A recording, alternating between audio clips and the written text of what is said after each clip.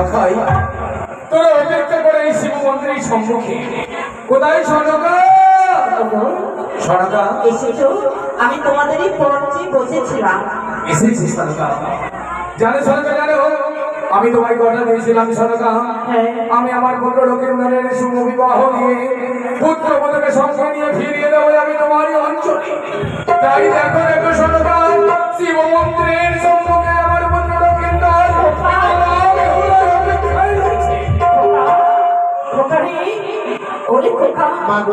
আমি যে তোদের পথে বসেছিলাম রে, সকলকে প্রণাম জানালে আমার। চিরসুখী হও বাবা, সুখী থাকে মা। তোমার হাতের শাখা সিঁদুরে যেন সিঁদুর অভয় থাকে।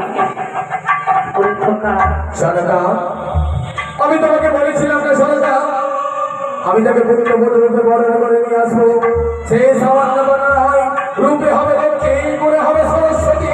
তাকে দেখে সনকা, শিব মন্দিরের সম্মুখে যেন চম্পারি রঙের রাত সাজিয়ে রঙের উপরে যেন মনে হয় স্বয়ং লক্ষ্মী নারায়ণের আবির্ভাব।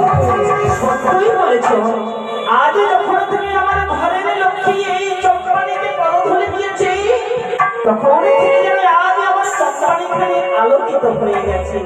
তাদেরকে আর বিলম্ব না করে এই মুহূর্তে আমি বরণ করে তাদেরকে রাজ সিংহাসনে করবো, তাদেরকে আমি রাজ রানী করে। খোকা আয় বাবা, আজ তোদেরকে বরণ করি আমি রাজ সিংহাসনে করবো।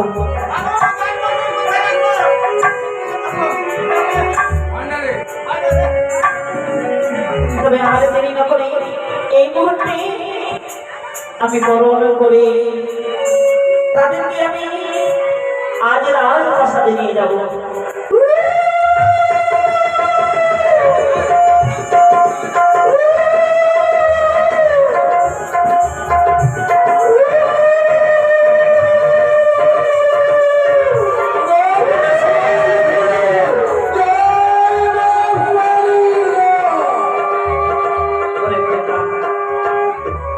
আয় বাবা, তোদের জন্য কত যত্ন করে আমি পালন করতে সাজিয়ে রেখেছি। আজ নিয়ে যাবো তোদেরকে। তাদেরকে তুমি বরণ করে কোথায় নিয়ে যাচ্ছ সনকা? কেন? এই রাজ সিংহাসনে রাজ পালনকে তাদেরকে নিয়ে যাচ্ছি সনকা। আজ তাদের চম্পানি নগরের রাজপ্রাসাদে নয় সনকা, রাজপ্রাসাদে নয়। তবে তাদেরকে তুলে দাও আমার হাতে, তাদেরকে সঙ্গে করে নিয়ে যাবো আমি সাঁওতালি পর্বতের লোহবাসর ঘরে।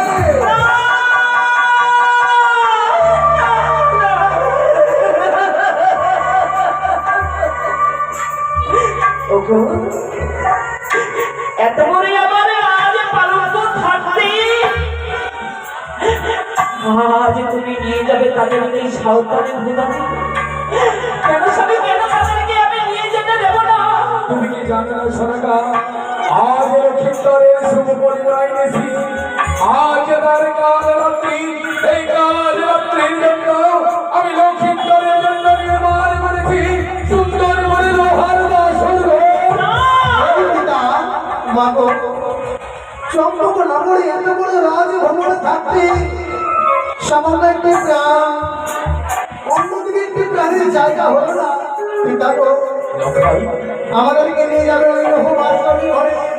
কিন্তু জানো পিতা, মা, আমার যে মন প্রাণে চাইছে না আজ বেশি যাপন করতে যাই ওই লোহবাসরি ঘরে। পিতা গো, আজ যে তোর শুভ পরিচয় এনেছি, আজ নিশিতে আছে আমার জয় পরাজয়, নিশি প্রভাত হলে আর নাই কোনো ভয়। দেখো তোদের জন্য নির্মাণ করেছি লোহার বাসর ঘর, বড়বাহু পাতাল থেকে নিশ্চিত লোহার বাসর ঘর। চল লাগা চল, আমার সঙ্গে চল ওই লোহার বাসর ঘর। না, ও পিতা গো,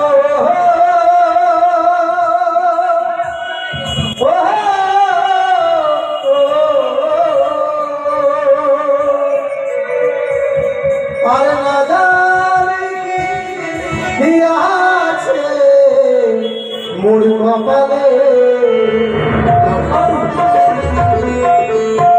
ও মাতা গো,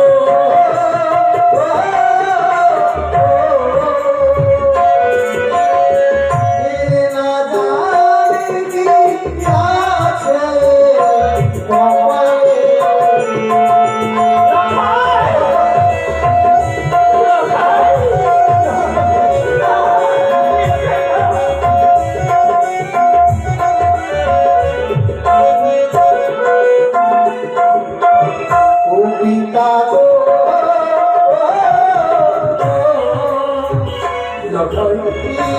না জানি কি আছে কপালে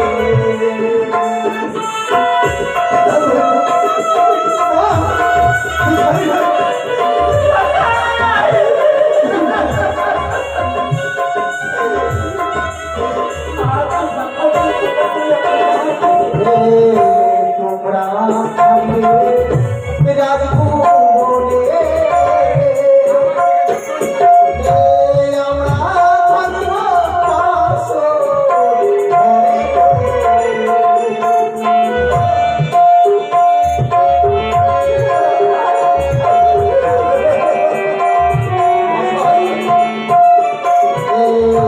তোমরা থাকবে রাজভুবনে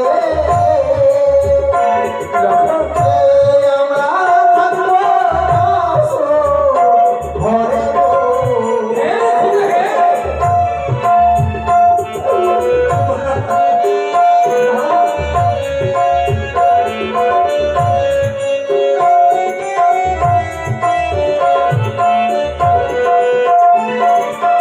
ও পিতা গো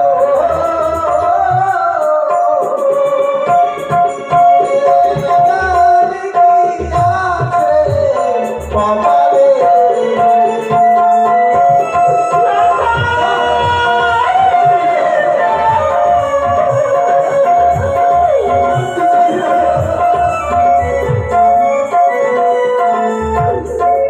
ও পিতা গো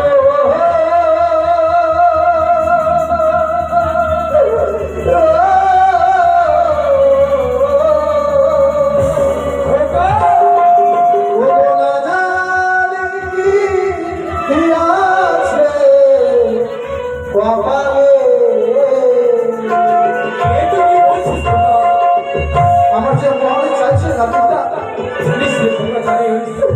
আমার যে মনে চাইছে না ওই রহমাসের ঘরে যেতে তুই বিনা কোনো দিনই ওই অমঙ্গ চাইনি তাই তো তোর জন্য বহু টাকা ব্যয় করে আমি লোহার ভাষা তৈরি করেছি শুধুমাত্র তোর গাড়ি রক্ষার জন্য বেশ পিতা গো তার জন্য জানিস কোথা জানিস রামচন্দ্র পিতৃ সত্য পালন করতে 14টা বছর গিয়েছিল বনবাসে। শুধু তাই নয় পিতা শ্রী রামচন্দ্র বনবাসে ছিল একটি কারণে তার চরণ স্পর্শে যে মহল্লা উদ্ধার হবে বলে বনবাসে ছিল শ্রী রামচন্দ্র ওরে খোকা, এটা ঈশ্বরের তৈরি করা বিধান যার গলা যখন যেমন থাকে তেমনই কর্ম হয় রে খোকা, তেমনই কর্ম হয়। তাই জানিস কোথা জানি বলো চল খোকা, এক জিনিসের জন্য আমার সঙ্গে চল ওই লোহার বাসন করি সরকার আর বিলম্ব করো না সরকার, তুমি লোক থেকে আমার হাতে তুলে দাও। আমার খোকাকে তুমি আমার কাল সারি শ্বশুর করে আজ বাসরে ঘরে তুমি কেড়ে নিয়ে যেও না। আজ খোকাকে যদি আমার নিয়ে যাও তবে আমি কি দিয়ে থাকবো বলো, আমি কি দিয়ে সরকার পুত্রের যখন বিবাহ দেওয়া হয় সেই পুত্র কার হয় তুমি কি জানো? বৌমার হাতে তুলে দিতে হয়। তাই আজ আমার খোকা লক্ষ্মীপুরের বিবাহ হয়েছে, তাই তোমার এই অঞ্চল বাড়ি ব্যয় করে বৌমার হাতে তুলে দিতে হবে। আর বলতে পারবো না সরকার, তুমি লোকাইকে বিদায় দাও, এই মনটাই তুলে দাও আমার হাতে। ঠিক আছে স্বামী, তোমার ব্যাখ্যা দিয়ে আমি লঙ্ঘন করতে পারি না। একদিকে হচ্ছে আমার এই স্বামী দেবতা, একদিকে হচ্ছে আমার পুত্র, একদিকে হচ্ছে আমার দেবতা। আমি নারী হয়ে দিকে যাই,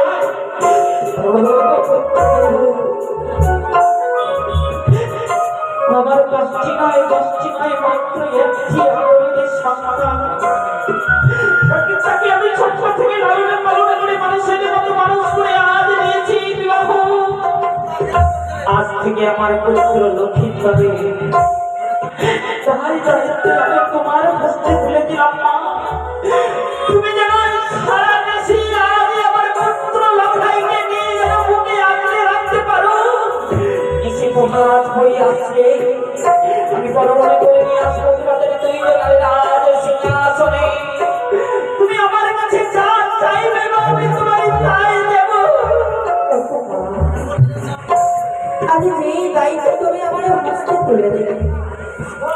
আশীর্বাদ